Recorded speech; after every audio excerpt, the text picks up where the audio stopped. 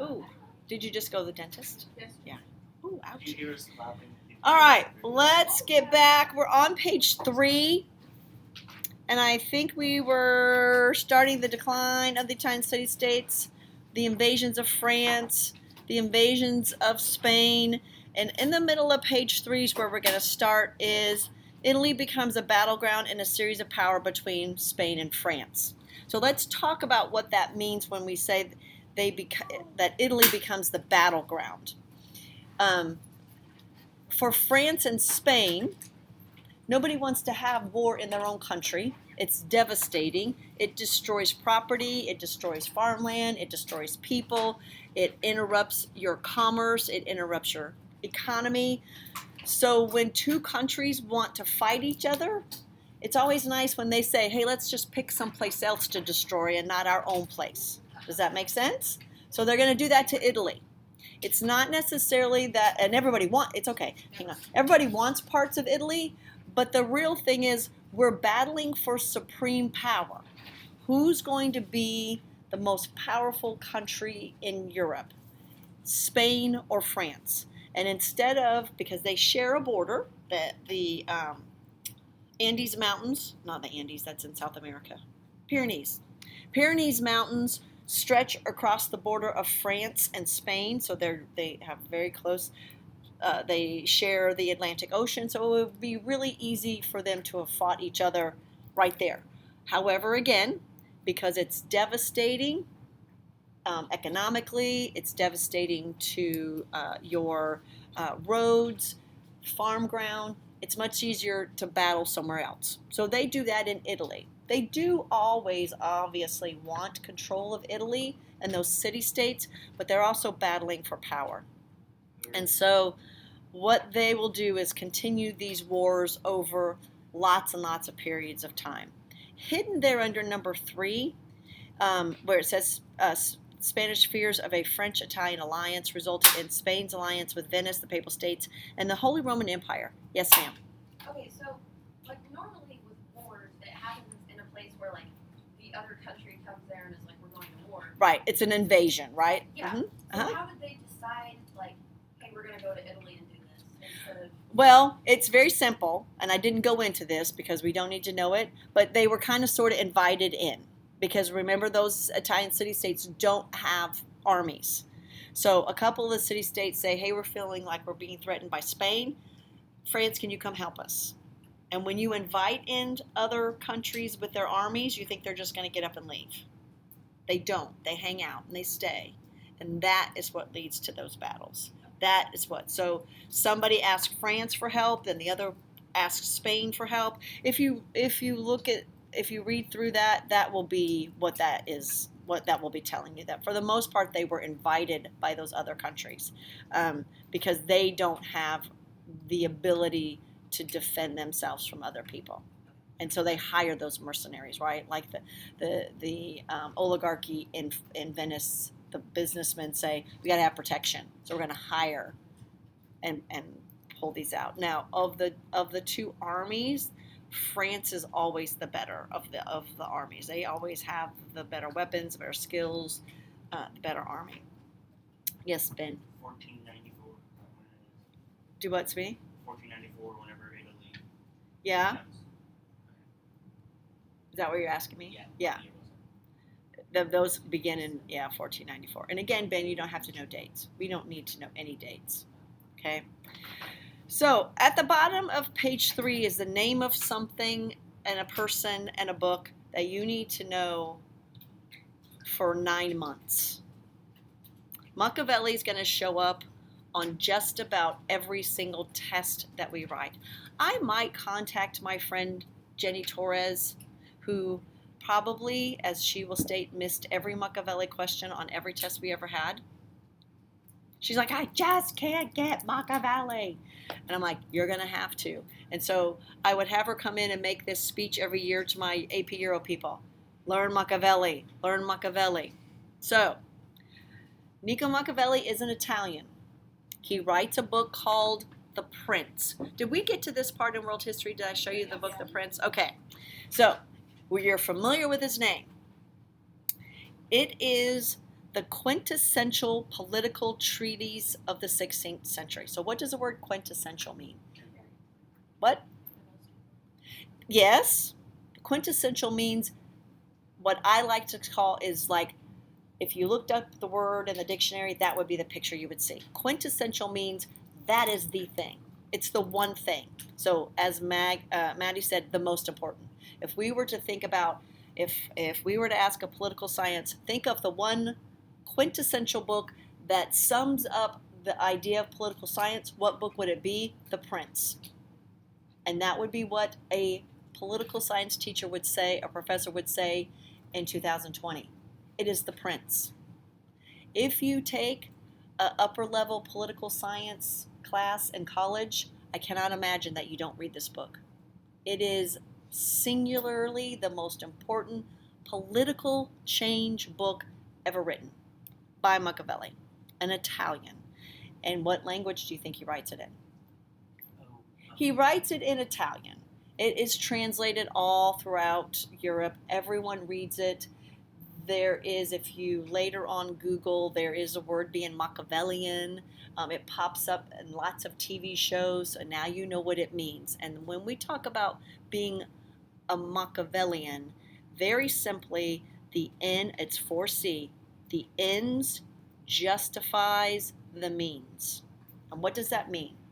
I have a goal over here. However I get to that goal, it's okay. It's okay. Politically, what does that mean? Politically, that means if I need to get to this goal and I need to conquer this, some people are going to die, some things are going to be disruptive, but if I get to my justified means, I can justify it by anything else. Now, traditionally, what that means is you are not running your country based upon Christian ideals. You're not honoring thy father. You're not thou shalt not kill. That is the big switch that's going to occur. These princes will no longer feel like they are obligated to follow any Christian religion. The ends justify the means. The other thing, again, I think we did this as an assignment, feared than love. Machiavelli says it straight up. It's better to be feared. Fear is going to allow you to lead people. Rulers had to be practical and cunning, and aggressive and ruthless. You are no longer this prince that has to abide by any kind of Christian rulers. And again, he gives you, you're going to behave like a lion and a fox. The prince continued to be influential to influence European rulers for centuries. And here's the question most often missed. Let's go back up to 4B. Ambitions of uniting Italy. Machiavelli says that in 1513. We need to unify our country as one country. Nobody listens to him. For about 300 years, nobody listens to him. We need to unify our country under one powerful leader. Machiavelli says you need one powerful leader, and that will be, again, what you need. All right, so Machiavelli, the prince. The questions about Machiavelli will not be what's the name of the book that he writes. It will be some variation of the ends justify the means, some variation of one strong ruler. Okay, so make sure that we know what that is. On page 4, the sack of Rome in 1527 is the end of the Renaissance. So on page 4, make sure that you're looking at that because, again, no one's going to ask you what date did the Renaissance end, 1527. They're going to ask what event brought about the end of the Renaissance, and that will be the sack of Rome.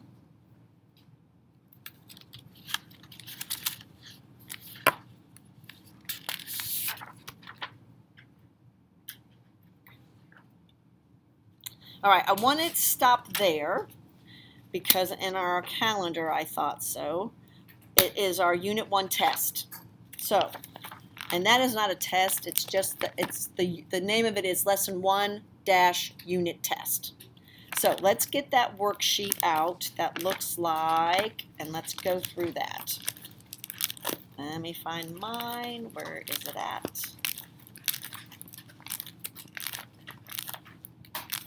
I'm going to have to walk over there. Hopefully there's some up there. Does everybody have theirs?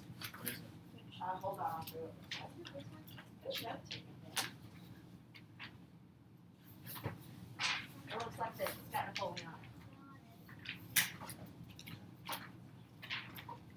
All right, so this is considered a handout. This is information. Now you're gonna. I don't think you need it to do the worksheet. You might need to have it by you as you get ready, but make sure this goes with your handouts because we don't do work, but this is really, really important information. My virtual students, I'm talking to them. It's the worksheet that says Lesson 1, Preparing for the Unit Test, and that is Napoleon on his horse, writing what he thinks is going to be to take over Russia, but he doesn't. All right, so this gives us a little bit of information about what's going to be happening throughout this year and leading us up to our test. I'm not going to read all of this because it would take us a long time, but I am going to read parts of it. You need to go back and read it all, okay? So I am, one of the goals of taking AP Euro is to prepare for the AP test so that you can earn college credit. To best prepare, we will take assessments, quizzes. I shouldn't take the quizzes out, but tests and essays that are like the AP Euro test throughout the year. So since our objective is to pass the exam in May, every test will require the same skills. Our quizzes are not like that. I should take that off. Our quizzes are like regular quizzes. What signifies the end of the Renaissance, A, B, C, D. Our quizzes are very easy. Our chapter tests look like the AP test. In fact, your tests are made up of all AP test questions that have been released. Since that is the case, you're not allowed to take your test out of the room. I can't give them to you. So that is always an issue when we go virtual because I can't post those tests. Don't worry about it. It's my worry. So, multiple test questions. Multiple choice questions will include a number of questions with between 2 or 5 questions per set that ask students to respond to stimulus material. And that stimulus material can be a primary or a secondary source. Images, charts, graphs, maps, political cartoons. You can eat, honey. You don't have to hide that you're eating. That is the one positive of being in an AP class. That's why you're hiding it, because I don't let you eat in my other classes, but you're allowed to eat. You don't have to hide. I've been watching you eat the whole time. You're not good at hiding. But I do let my AP kids have that grace that you can eat. So, all right. Coffee for breakfast. What? And coffee for breakfast. Yeah, that's not a good breakfast. Okay. And Maggie, you don't have to move, but would you consider moving over one seat that way? You don't have to. If you like being hidden behind, you can stay hidden, but it makes me feel better that I can see everybody's faces. Thank you. You don't have to move, but it will make me feel better. Thank you that I can see your face. I don't think you're doing anything back there, but I just like to see. Okay, so the set of multiple choice questions about the material will draw upon knowledge required by the framework. Each question will address one of the learning objectives, etc., etc. So, nutshell, you're going to read something, you're going to look at something, and you're going to have to interpret it. Now, here will be the difference in what you have been used to with like iStep. The answer is not in the excerpt.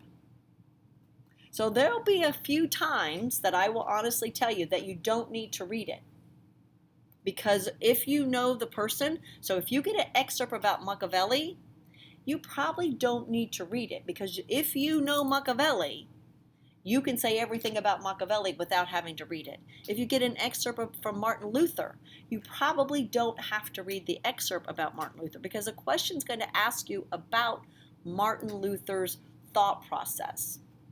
Now, the reason I say that is that's pretty much the way the College Board works. If you recognize the source, meaning it's Martin Luther, Machiavelli, King Louis XIV, people that we've studied in depth, you probably don't have to read it. If it's someone that you don't know, then the important thing about that excerpt is not what the person thought about religion or what the person thought about political science. That probably means there's something really in that excerpt that you need to read. Does that make sense? And it's what allows you to take a 54-question test with excerpts that you have to read in 55 minutes. That some of those are not necessarily to read the whole excerpt. I'm going to just tell you that. For the most part, you're going to read at least 3/4 of them. That doesn't mean that you're going to have to read 3/4 of them. The positive spin on that is, my good readers, this is your plus, that you're a good reader and that you can probably scan and pick up the highlights. But people that don't like to read, this is going to be something you're going to have to work on, okay? So that's what we're going to have to do. So what are our thinking skills, okay? So causation. We really don't spend a lot of time on causation. Again, what this means, you need to be able to identify short-term causes and effects, right? Causation is, if this helps you, cause and effect, okay? And again, they like to use big words. Cause and effect. How are these two things linked together? The second one is really hard to teach, and that's change over time. What stays the same, what changed. I'm on page 2. Page 2. Okay. So if we look at, I've got my definition, or I got my example, the Pepsi-Cola logo. Over time it changed. This is something that we cannot work on until the end of the year, right? Because we got to have a whole bunch of stuff to do change over time. You often will get change over time about women. What changed over time for women? What stayed the same over time for women? For the most part, what stays the same? Oppression, no rights, dominated and controlled. Same thing for poor people. What is the change over time for poor people? They stay poor. What changes for poor people? Very little.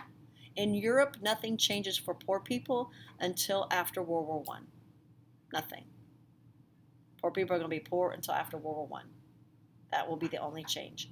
Pretty much everything stays the same for women until after World War I. World War I's 1914. Yeah. So that's a hard one because we can't practice it till we got a lot of history to do change over time. College Board kind of really likes this one a lot because you have to think about a long patch of history. Periodization, again, we don't spend a lot of time on that, and that just gives you that we've divided history into units, and we'll be talking about those units as we move through. So like our first period is 1450 to 1648. Something happens in 1648, and what happens in 1648 is the end of religious wars. 1648 is like, boom, we're done fighting about Protestants and Catholics. And boom, pretty much all of Europe goes back to being Catholic. I love your shoes. Did you have those on yesterday? Those are adorable. Okay, those are adorable. Compare and contrast. That should be fairly simple and similar to what you've done a lot. Compare, contrast. What's different? What's the same? On page 3, please put a big giant box around contextualization. That's the biggie. And that, I think, is actually the first that you guys will see that in your cheat sheet, right? That back page, it says context. So when I say context, it's a short version for contextualization. Okay, this is really simple. Okay? College Board, historical thinking involves the ability to connect a historical event process of time and place. And then I say what it means. I give you regular words. You should be able to explain how it connects to broader events and what happened before. Okay? So, when you're telling a story, when I'm telling a story about context, and we'll get this in another one of our things that we look at. You have to know a background of stuff to understand why it's important. And in our next one that we look at like this, I use those stupid book Twilight books, right? So if you introduce, and this is how long ago I did this, because when I originally made these worksheets, that was the rage. And my example is you walk in to visit your grandma with a shirt that says Team Jacob. Your grandma's not going to know what that shirt means. You have to give her context. You have to understand what's behind that. Just like, I'm going to borrow this one, Netflix and chill. You know what that means. We had a teacher here that had that shirt on one morning, and somebody had to tell her, do you know what that means? Yeah, Netflix and chill with your friends. No.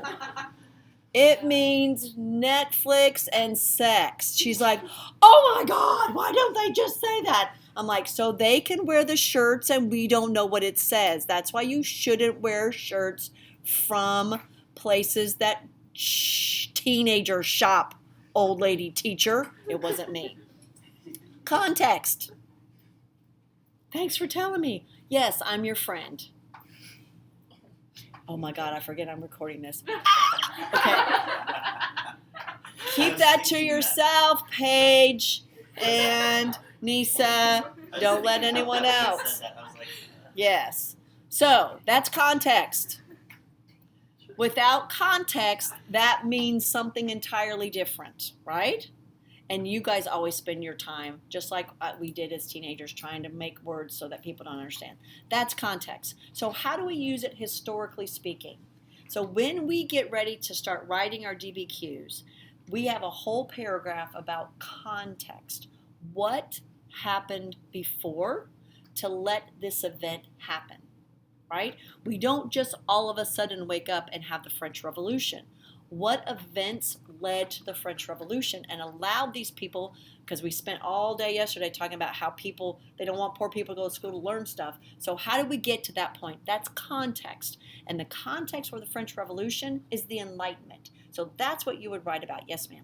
Isn't that just causation then? It isn't, because you're not writing the effect. Causation, if you're doing causation, you have to write the cause and effect. Context, and if you look, again, what history came before that led, and Maddie, yes, but I'm not allowed to say yes. Okay. Because virtually all of these little things that the College Board likes for us can really be like one or two things, but College Board likes a lot of numbers. They like a lot of numbers. When we get to writing our DBQ and our rubric, there is one point given for context. It should be the easiest point that you get. What happened before to make this happen? And we will learn each one of those. What led to this event? Okay?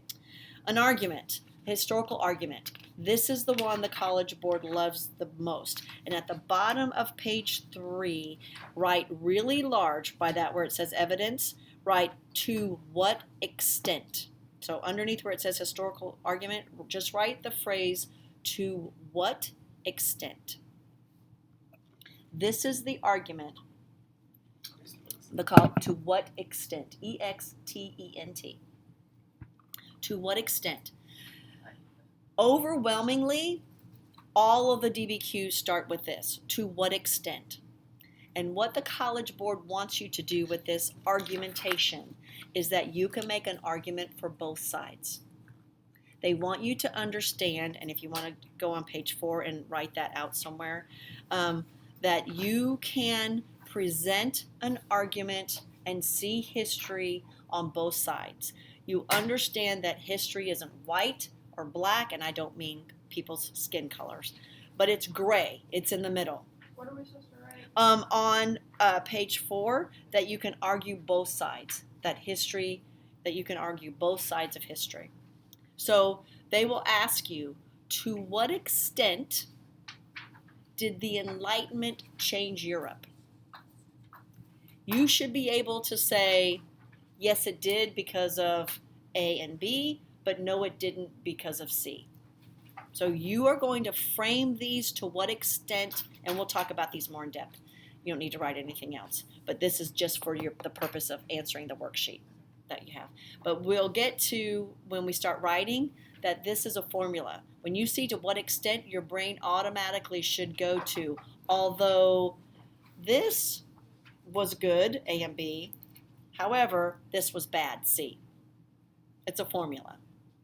And you'll get to the point where you love to what extent, because you know exactly what you're supposed to do. I got to find 2 goods and a bad. I got to find 2 bads and a good.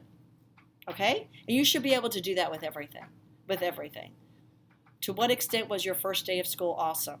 My first day of school was awesome because I saw my friends and I got to see my teachers, but it was bad because I had to walk around the building in one circle. Right? To what extent? Your first day of school, how many of was your first day of school all good? You smiled at somebody the wrong way, so there we go. Callie's in my ACT class, so we have secret. These 3 chickies are in my ACT class, so we have inside jokes. Maybe we'll share them, maybe we won't. But right? Nothing is all good, nothing is all bad. That's what to what extent means. And the College Board wants to know that as an academic student, you can argue on both sides. So sadly, we used to have a debate club. Mrs. Norris used to have a debate club. Too many clubs, out of time. But debate class, most people always want to be in a debate class until they find out the rules of a debate. Do you know when you get to know what side of the debate that you're on? Right before you present. You don't get to pick. You don't get to pick what side of the debate. So they give you a topic, and let me just choose one that's really controversial. Let's choose, and we're not going to talk about it, but let's choose abortion. The topic is abortion. To prepare for the debate, you have to prepare for both sides. You have to prepare for pro-life, and you have to prepare for pro-choice. And then right before the debate, you send your captain up.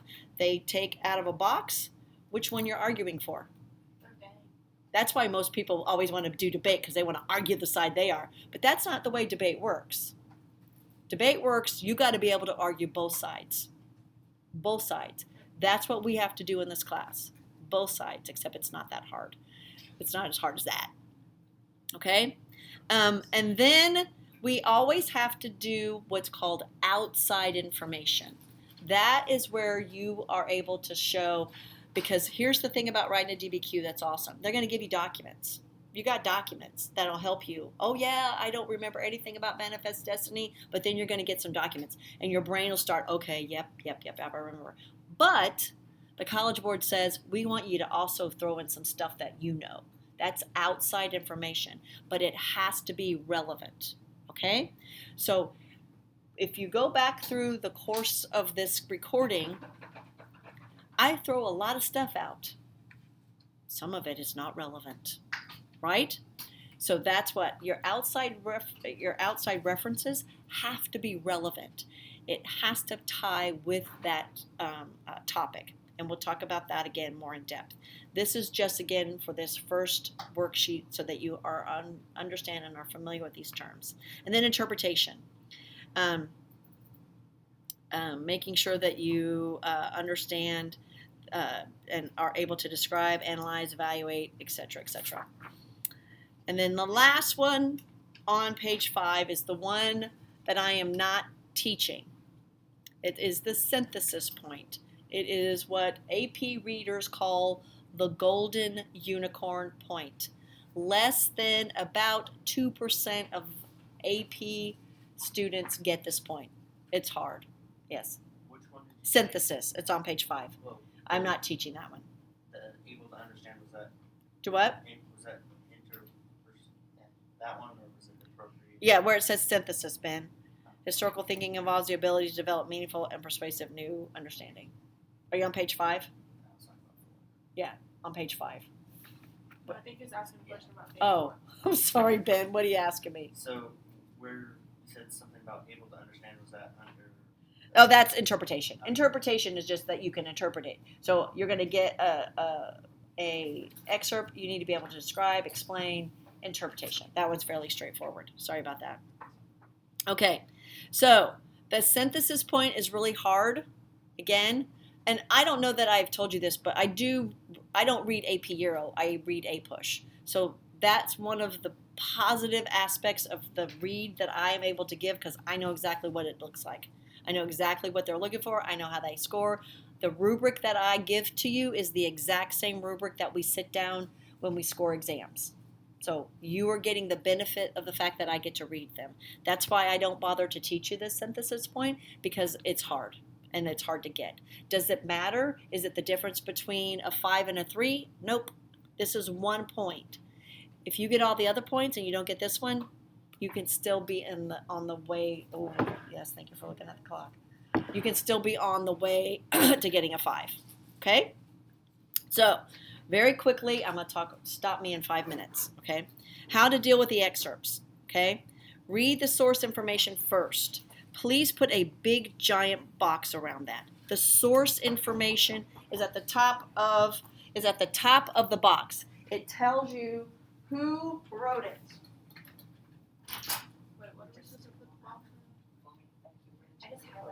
Thank you for walking all the way up here, Ridge. Look at my sad room now. I like the tables. I know. I don't Maybe like I'll be that. able to put them back one day. I'm going to cross my fingers that I'll be able to put them back. All right. So what is the source? Yes. Okay, so you put the box around and read the source information first, and you said something after that. Right? The source is always at the top of the excerpt. So it'll actually use the word source, and then it'll say a name, what it is, and that's what do you know about the author? If you recognize that author, again, most of the time you will be able to do and answer questions without. Here's the other positive thing about our test. We take all paper pencil test. You can write all over the test. I highly encourage you when we test take for you to write stuff out to the side. If you see the name Machiavelli on a test, before you do anything else, out to the side, In Justify the Means, Unified Italy, the political leader feared better than loved, so that you've got that stuff written on the side. I have lots of test takers, Bonnie Witt was one, who are very anxious test takers, and what she would do is brain purge. I would give her always a test that had a blank sheet on the back, and she would just turn the paper over. Now, my expectation was that she was going to write facts, but she would just write stuff like, I got too many tests this week. My hair is not doing what I want it to do. Just getting all the stuff out that she wanted before she took her test. I highly encourage that, and we'll talk about test-taking techniques. Read the sentences, go through, at the bottom, don't freak out if you don't understand every word. Historical excerpts often include whole sentences of formality that have no purpose. They use archaic words that you've never heard of. You don't need to know every single word. That's going to bother some of you with name A or B, the MH. You don't have to know every word. Okay? Just get the understanding of what it is. Read the question. Super duper extras. Systematically work through all the answer choices. Read every single choice. Page 6, arrow, arrow, arrow. Here is what trips up smart students, and here will be the first thing that will trip you up, is you expect to know the answer before. You guys know the answer when you start reading the question, and then you look for the answer. You don't read all of them because you guys are super duper smart. You know what the answer is. Who was the protagonist in Animal Farm? You know that. You don't need to look at it, so you just find it. That doesn't work this way because the instructions for this multiple choice is choose the best answer. You have to read A, B, C, and D. You have to change the way that you take tests. You cannot look for the right answer. You have to read every single one of the answers. How many of you do that? Raise your hand if you do that. Some of you do. How many of you know the answer and you look to find it? All of you, because that's the way that you take tests, because you're smart and you know the answer. You have to stop doing that this way, because the College Board is evil, and A probably will be an answer, and you'll choose A. And then when you do your test corrections and you read down, you'll be like, dang, why did I do that? That's not the one. Physically mark out. Mark out the ones that you know are not right. One of my best AP students, Casey Garner, who has now got like a PhD in rocket science math. I don't know, it is math. He has some kind of PhD in math. His tests were, I mean, not only did he mark them out, like he like put like such dark marks through. So like I don't even want to think about that answer because I know it's wrong. Yes. Okay, let me finish this up. And then if you're not sure, eliminate it. Postpone, come back, it's still there. On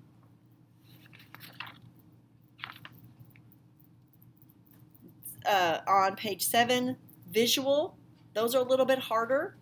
I'm on page 7. Charts, when there's a chart, check for a title. So on page 7 where it says check titles, sources, labels, maps, look at all that stuff. On a map, make sure you check the key. On a chart, look at the X and Y, timelines. Political cartoons are the hardest, and thankfully in AP Euro we don't have that many. Isn't it because It's opinion? the political cartoons are hard, Ben, because you have to know two things. One, you actually have to know what's happening, and two, you have to understand the point of view of the cartoon writer. Is it satire? Are they for it or against it? And you guys are bad at that. Paintings are easy. And then studying, we'll talk about studying and how you study for these, okay? Please look at that last one on page 8. Sleep, sleep, sleep, sleep, sleep, sleep, sleep, sleep. My friends, sleep. Do you guys want to yell really loud bye to Paige? Bye, Paige. We all say goodbye. I killed Wyatt yesterday, and now he's not coming back. So we lost.